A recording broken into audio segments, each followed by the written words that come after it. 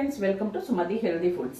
இன்னைக்கு நம்ம காலையில சண்டே பிரேக்ஃபாஸ்ட்டுக்கு வந்து ஒரு மினி டிஃபன் மாதிரி பண்ணியிருக்கோங்க. நான் என்னெல்லாம் பண்ணியிருக்கேன்றதை வீடியோக்குள்ள போய் பார்க்கலாம் வாங்க.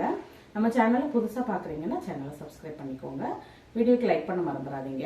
வாங்க வீடியோக்குள்ள போய் என்னெல்லாம் பண்ணியிருக்கேன்றதை பார்க்கலாம். நம்ம ஹோட்டலில் போய் மினி டிஃபன் கேட்டோன்னா என்னெல்லாம் கொடுப்பாங்களோ அது எல்லாமே பண்ணியிருக்கேங்க. இட்லி, மசால் தோசை, பொங்கல், பூரி மசாலா, ரவா கேசரி, சாம்பார், 2 வகையான சட்னி எல்லாமே பண்ணியிருக்கேன். உளுந்த வடை. இப்போ நம்ம ஃபஸ்ட்டு வந்து பூரிக்கு மாவு பிசைஞ்சிடலாம். 1 கப் அளவுக்கு கோதுமாவு எடுத்திருக்கேன். 2 டேபிள் ஸ்பூன் அளவுக்கு ரவை சேர்த்துருக்கேன். கொஞ்சமாக உப்பு, அப்புறமா டேஸ்ட்டுக்கு வந்து கொஞ்சமாக 1 ஸ்பூன் அளவுக்கு ஜீனி சேர்த்துருக்கேன். சேர்த்துட்டு ஃபஸ்ட்டு வந்து ட்ரை இன்க்ரீடியன்ட்ஸ் எல்லாத்தையுமே நல்லா கலந்து விட்டுக்கோங்க. ஈவனாக எல்லாமே பரவட்டும். அதுக்கப்புறமா தண்ணி வந்து கொஞ்சம் கொஞ்சமாக தெளித்து பிசைஞ்சுக்கோங்க. நான் வந்து எண்ணெய் எதுவுமே விடல பாருங்கள். நல்லா இந்த மாதிரி நல்லா அழுத்தம் கொடுத்து பிசைஞ்சுக்கோங்க.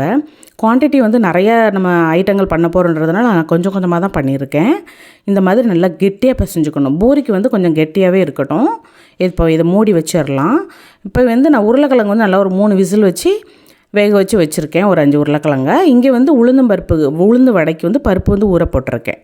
இதை நல்லா தண்ணியெல்லாம் வடிச்சிட்டு அதை அரைச்சி வச்சுக்கலாம். நான் வந்து இன்றைக்கி பொங்கல் வந்து புழுங்கரிசி சாதாரணமாக நம்ம வீட்டுக்கு சாப்பாட்டுக்கு யூஸ் பண்ணுற அரிசியில் தான் பண்ணுறேன். 1 கப் அளவுக்கு எடுத்திருக்கேன். இப்போது அந்த 1 கப்புக்கு 3/4 கப் அளவுக்கு நான் வந்து பாசிப்பருப்பு எடுத்திருக்கேன். எடுத்துகிட்டு அதை நல்லா அலசிட்டு வந்திருக்கேன். இப்போ தண்ணி பார்த்திங்கன்னா 5 கப் அளவுக்கு தண்ணி சேர்த்துருக்கேன். நீங்கள் 6 கப்புனாலும் சேர்த்துக்கோங்க.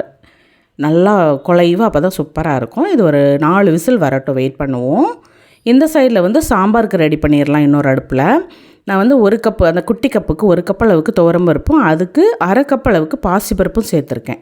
இந்த மாதிரி பண்ணுங்கள். நம்ம டிஃபன் சாம்பார் வந்து ரொம்ப நல்லாயிருக்கும்.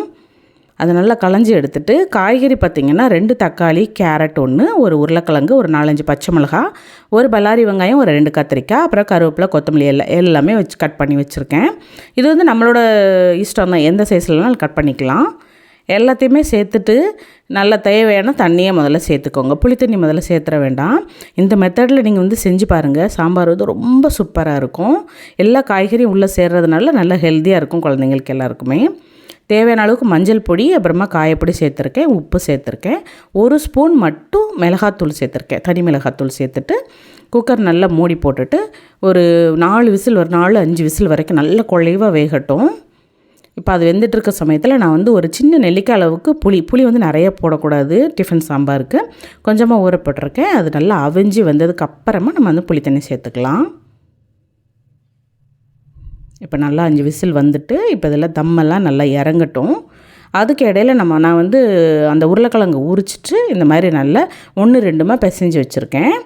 ஆல்ரெடி பூரி மசாலா வந்து நம்ம சேனலில் ஷார்ட்ஸாக போட்டிருக்கேன். அதனால் இதை டீட்டெயிலாக நான் எடுக்கலை. ஒரு 3 பச்சை மிளகாய் கட் பண்ணி வச்சுருக்கேன். அப்புறம் 2 பல்லாரி வெங்காயத்தை இந்த மாதிரி நீல வாக்கில் கட் பண்ணி எடுத்துக்கிடுறேன். அப்புறமா கொஞ்சமாக ஒரு சின்ன துண்டு இஞ்சி அதையுமே கட் பண்ணி வச்சுட்டு அதை எல்லாமே தாளிச்சிட்டு கொஞ்சம் கடலை மாவு, வத்தல் பொடி, சாம்பார் பொடி எல்லாம் சேர்த்து கலக்கி எடுத்துக்கிட்டால் பூரி மசாலா ரெடிங்க. நம்ம ஷார்ட்ஸில் விட்டுருக்கேன், பார்த்துக்கோங்க. இப்போ சாம்பார் வந்து ரெடி ஆகிட்டு இப்போ அது 1 டேபிள் ஸ்பூன் அளவுக்கு கடலை மாவும் 1 டேபிள் ஸ்பூன் அளவுக்கு சாம்பார் தூளும் சேர்த்துட்டு இந்த புளித்தண்ணியை நம்ம கரைச்சி வச்சுருந்த புளித்தண்ணியை வச்சு நல்லா கரைச்சி வச்சுருக்கேன். இப்போது குக்கர் ஓப்பன் பண்ணிடலாம். நல்லா ப்ரெஷரெல்லாம் அடங்கி இருக்குது. நம்ம சாம்பாரில் உள்ள காய்கறி எல்லாம் நல்லா அவிஞ்சு வந்திருக்கு பாருங்கள்.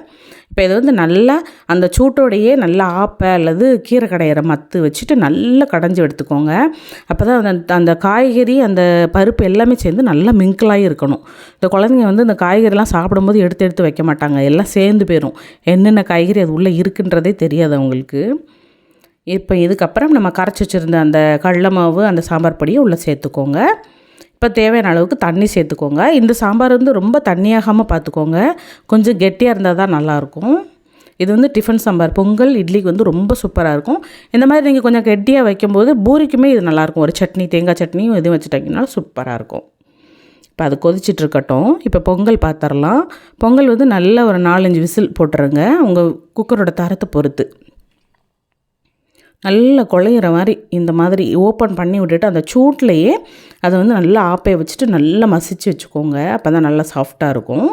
இதுக்கடையில் நம்ம வந்து உளுந்தம்பருப்பை அரைச்சிட்டு வந்துடலாம். தண்ணியெல்லாம் ஃபில்டர் பண்ணிட்டு வச்சுக்கோங்க மிக்சர் ஜாரில். ஒரு பச்சை மிளகாய் உடச்சிக்கோங்க, சின்ன துண்டு இஞ்சி, அப்புறம் 4-5 ஐஸ் க்யூபு சேர்த்துக்கோங்க. சேர்த்துட்டு வேணும்னா கொஞ்சமாக தண்ணி சேர்த்து அரைச்சிக்கோங்க. ரொம்ப தண்ணி சேர்த்துற வேண்டாம், தண்ணி எண்ணெய் குடிச்சிரும் நிறையா. எப்போ தேவையான அளவுக்கு உப்பு வந்து இப்போ தான் சேர்க்கணும், ஃபஸ்ட்லேயே அரைக்கும்போது சேர்த்துறாதீங்க. நல்ல ஒரு விஸ்கு அல்லது ஒரு ஸ்பூன் வச்சு நல்லா அடித்து விடுங்க. நல்லா அந்த வடை வந்து ரொம்ப சூப்பராக இருக்கும், நல்லா புஸ் புஸ்ஸுன்னு. இப்போ கொஞ்சமாக வெங்காயம், கருவேப்பிலை, கொஞ்சம் காயப்பொடி மட்டும் சேர்த்துருக்கேன். இதில் வந்து பச்சை மிளகாய் நம்ம அரைக்கும் போது சேர்த்துட்டோன்றதுனால இதில் சேர்த்துக்கிட தேவையில்லை. இது வந்து குழந்தைங்களுக்கு சாப்பிட்றதுக்கு நல்லாயிருக்கும், அந்த பச்சை மிளகாலாம் கடிப்படாது. இப்போ அது இருக்கட்டும். இங்கே சாம்பார் வந்து நல்லா பச்சை வாசனை எல்லாம் போய் ரெடி ஆகிட்டு, இப்போ இதை தாளித்து மட்டும்தான் விடணும். 1 டேபிள் ஸ்பூன் தேங்காய் எண்ணெய் சேர்த்துருக்கேன், கொஞ்சமாக கடுகு உளுந்தம் பருப்பு, கொஞ்சம் வெந்தயம், அப்புறமா சின்ன வெங்காயம் கட் பண்ணது, ஒரு 2 காஞ்ச மிளகாய் சேர்த்துட்டு கொஞ்சம் கருவேப்பிலை, அப்புறமா காயப்பொடி சேர்த்துட்டு அது நல்லா லைட்டாக கரிஞ்சு வர மாதிரி இருக்கட்டும். இப்போ உள்ளே சேர்த்துடலாம். இப்போ நம்மளோட சாம்பாருமே ரெடி ஆகிட்டு, கொஞ்சமாக தண்ணி சேர்த்துருங்க. அதில் வந்து பெருங்காயத்தூள் வந்து ஒட்டிகிட்ருக்கும். இப்போ லைட்டாக கொதிக்கட்டும். கொதி வந்ததும் இறக்கி வச்சிடலாம். ஃபைனலாக கொஞ்சமாக ஒரு 1/2 ஸ்பூன் அளவுக்கு நாட்டு சக்கரை சேர்த்துருக்கேன். நாட்டு சக்கரை அல்லது வெல்லம் சேர்த்துக்கலாம். இது வந்து நல்ல ஒரு தனியான டேஸ்ட்டு கொடுக்கும், ஹோட்டலில் உள்ள சாம்பார் மாதிரி. இப்போ அடுத்ததாக பொங்கலுக்கு வந்து தாளித்து கொட்டிடலாம். நல்ல ஒரு 2 டேபிள் ஸ்பூன் அளவுக்கு நெய்யும் 1 டேபிள் ஸ்பூன் ஆயிலும் சேர்த்துருக்கேன். ஒரு 1/2 ஸ்பூன் மிளகும், 1 ஸ்பூன் அளவுக்கு ஜீரகம், கொஞ்சமாக இஞ்சி, கருவேப்பிலை எல்லாம் சேர்த்துட்டு நல்லா அந்த பொங்கலில் சேர்த்துருங்க. சேர்த்துட்டு அந்த நெய்யெல்லாம் இருக்கும் அதெல்லாம் எடுத்து விட்டுட்டு நல்லா இன்னொரு வாட்டி நல்லா மசிச்சு விட்டுக்கோங்க. உங்களுக்கு தண்ணி பத்தாத மாதிரி இருந்துச்சு அப்படின்னா ஒரு 1/2 டம்ளர் தண்ணி மட்டும் வெந்நீர் சூடு பண்ணிவிட்டு உள்ளே சேர்த்துக்கோங்க, நல்லாயிருக்கும். பொங்கலும் ரெடி ஆகிட்டு, இப்போ இங்கே ஆயில் வந்து நல்லா ஹீட்டில் இருக்குது பாருங்கள். பூரி போடும்போது எப்போதுமே ஆயில் வந்து நல்லா ஹீட்டில் இருக்கணும், செக் பண்ணிவிட்டு போடுங்க. நல்ல பூரி வந்து உப்பெல்லாம் வரும். இது வந்து நான் வீட்டிலையே திரிச்ச கோதுமை, அதாவது முழு கோதுமை வாங்கி அரைச்சது. இதுதான் ரொம்ப ஹெல்தின்னு நான் படித்தேன். அதனால் நான் இப்போ வந்து இப்போதைக்கு இந்த மாதிரி தான் நான் பண்ணுறேன். அதனால் கொஞ்சம் கலர் வைஸ் வித்தியாசமாக இருக்குது பூரி. நல்லா புஸ் புஸ்ன்னு ரொம்ப சூப்பராக இருக்குது பாருங்கள். இது வந்து ரொம்ப நேரம் நல்லா உள்ளே வந்து நல்லா லேயராக சாஃப்டாக சூப்பராக இருக்கும். கொஞ்சம் டைம் ஆனாலுமே ஹார்டாக போகாது, அதே மாதிரி இருக்கும். நம்ம போட்ட அதே சாஃப்ட்னஸ் இருக்கும். இந்த மாதிரி பூரியுமே சுட்டு எடுத்து வச்சாச்சு. இந்த அடுப்பில் வந்து இட்லி வெந்துட்டுருக்கு. பூரி போட்ட அதே எண்ணெயில் நான் இப்போ உளுந்த வடையுமே போட்டுக்கிறேன். கையில் வந்து கொஞ்சமாக தண்ணி அப்ளை பண்ணியிருக்கேன். ஆயிலோ தண்ணியோ அப்ளை பண்ணிக்கோங்க. பழக்கம் இல்லாதவங்க தண்ணி அப்ளை பண்ணாதீங்க, தெரிச்சிரும். எடுத்துகிட்டு இந்த மாதிரி நல்லா ஓட்டையாக போட்டு எடுங்க. இப்போ நம்ம வந்து நல்லா உளுந்த மாவு அடித்தோம் பார்த்திங்களா. இப்போ அது வெந்து வந்ததுக்கப்புறமா பாருங்கள், பூரி வந்து நல்லா அந்த உளுந்த வடை வந்து நல்லா புஷ்ஷுன்னு உப்பலாக இருக்கும். நல்லா வெளியில் வந்து நல்லா கிறிஸ்பியாக இருக்கும். கலர் சேஞ்ச் ஆகாது, நல்லா ஒயிட்டாகவே இருக்கும். நல்லா அந்த எண்ணெயோட சலசலப்பெலாம் அடங்கினதுக்கு அப்புறமா அது எல்லாமே வெளியில் எடுத்துருங்க. பாருங்கள் எவ்வளோ குண்டுன்னு இருக்குன்னு. அது நல்லா வெளியில் நல்லா கிறிஸ்பியாக இருக்கும், உள்ளே நல்லா சாஃப்டாக இருக்கும், நல்லா வெந்திருக்கும். கலர் ஒயிட்டாக இருக்குன்னு நினைக்காதீங்க. இப்படி இருந்தால் தான் உளுந்த வடை வந்து ரொம்ப சூப்பராக இருக்கும். இப்போ வடையுமே சுட்டு எடுத்தாச்சு. இப்போ மசால் தோசை ரெடி பண்ணிடலாம். மாவு வந்து நல்லா மெல்லிசாக தேய்ச்சி விட்டுக்கோங்க. லைட்டாக வேக விடுங்க, ரொம்ப வெந்துட வேண்டாம், லைட்டாக வேக விடுங்க. தேவைப்பட்டால் கொஞ்சம் எண்ணெய் சேர்த்துக்கோங்க. குழந்தைங்களுக்கு கொடுக்குறதா இருந்தால் கொஞ்சம் பட்டரு அல்லது நெய் சேர்த்துக்கோங்க, ரொம்ப டேஸ்ட்டாக இருக்கும்.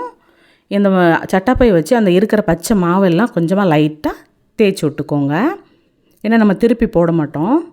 இப்போ நம்ம ரெடி பண்ணி வச்சுருந்த அந்த பூரி மசாலாலேருந்து தேவையான அளவு எடுத்துகிட்டு சென்டரில் வச்சுக்கோங்க.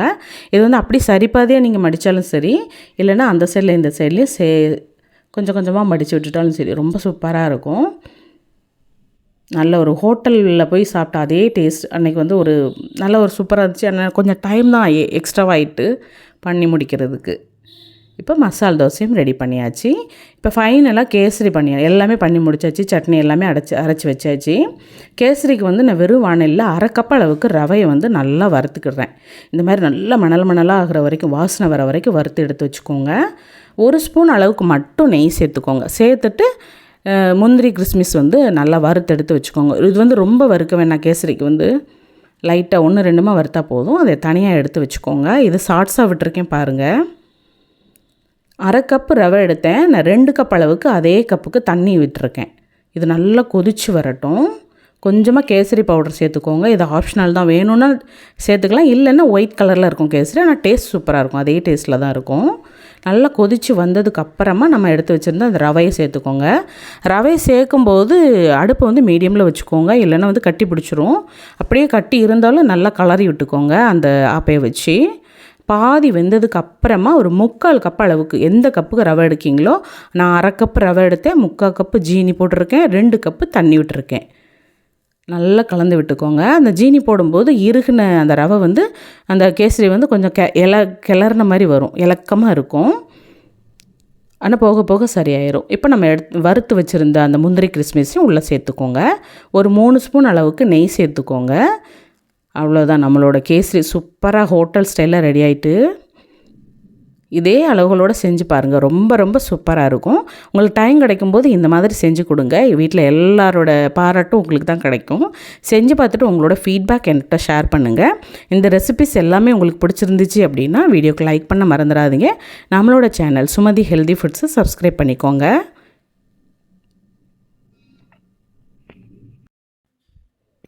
சூடான இட்லி, அதுக்கு தட்டுக்க சாம்பார், அப்புறமா தேங்காய் சட்னி. கார சட்னியோட லிங்க் வந்து கார சட்னி ஆல்ரெடி நம்ம சேனலில் போஸ்ட் பண்ணியிருக்கோம், லிங்க் கொடுக்குறேன் பார்த்துக்கோங்க டிஸ்கிரிப்ஷன் பாக்ஸில். இந்த சாம்பார் வந்து பொங்கல், பூரி, மசால் தோசை, இட்லி எல்லாத்துக்குமே ஆப்டாக இருக்கும். மசால் தோசை, பொங்கல், பூரி, அதுக்கு சைடிஷ்க்கு பூரி மசாலா, ரொம்ப சூப்பராக ஒரு உளுந்த வடை, ரொம்ப ரொம்ப டேஸ்டியான கேசரி வந்து நைட்டு வரைக்குமே அதே சாஃப்ட்னஸோடு இருக்கும். இதே அளவுகள் மாற்றாமல் பண்ணுங்கள், ரொம்ப டேஸ்ட்டாக இருக்கும். கண்டிப்பாக இந்த வீடியோ உங்களுக்கு கண்டிப்பாக யூஸ்ஃபுல்லாக இருந்துச்சு அப்படின்னு நினச்சிங்கன்னா வீடியோக்கு லைக் பண்ண மறந்துடாதீங்க. ப்ளீஸ் நம்ம சேனலை சப்ஸ்கிரைப் பண்ணிக்கோங்க. பண்ணிவிட்டு கூடவே பெல் ஐக்கானை கிளிக் பண்ணிக்கோங்க. அப்போ தான் நான் போடுற வீடியோஸ் எல்லாமே தொடர்ந்து உங்களுக்கு அப்டேட்டாக கிடைக்குங்க. எங்களோட மற்ற வீடியோஸையும் பாருங்கள், ரொம்பவே நல்லாயிருக்கும். நாளைக்கு சூப்பரான இன்னொரு ரெசிபியோடு உங்களை மீண்டும் சந்திக்கிறேன். தேங்க்யூ.